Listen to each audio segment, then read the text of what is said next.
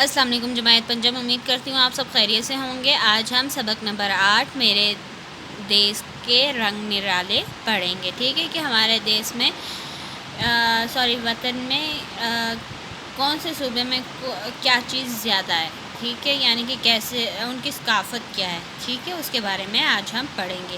اس کے اہم الفاظ ہے مزین پہناوا، عروس بالاد، طبقہ، تواضع، ٹھیک ہے۔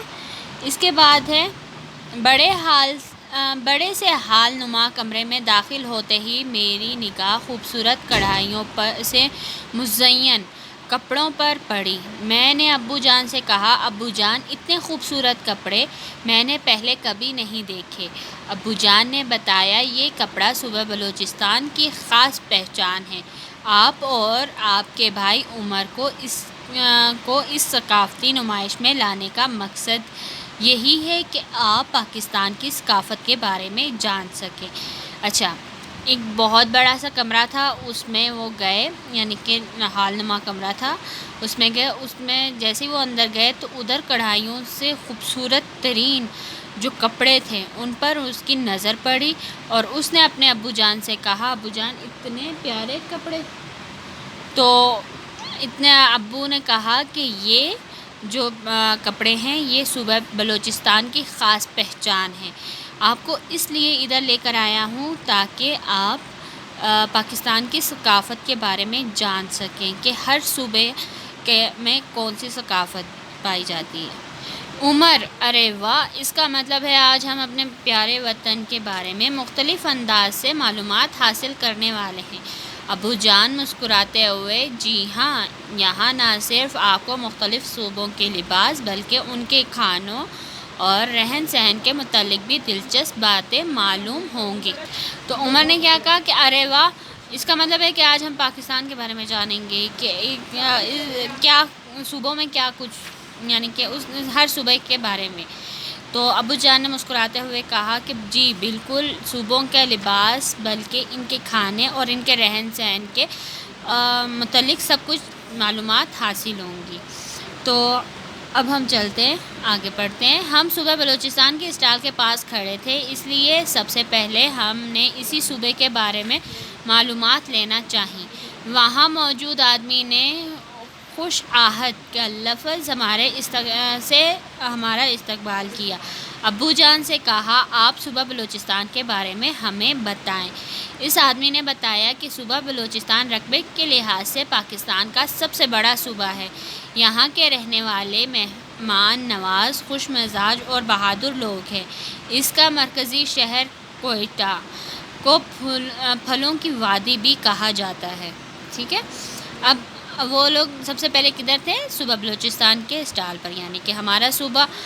تو انہوں نے اسی کے بارے میں سب سے پہلے معلومات لینی چاہیے، یعنی کہ اس کے بارے میں جاننا چاہا۔ تو وہاں پر جو آدمی کھڑا تھا اس نے ان کا استقبال کیسے کیا کہ خوش آہٹ کا لفظ استعمال کیا، جو بلوچی کا لفظ ہے، ٹھیک ہے۔ تو ابو جان نے کہا کہ آپ ہمیں بلوچستان کے بارے میں کچھ بتائیں۔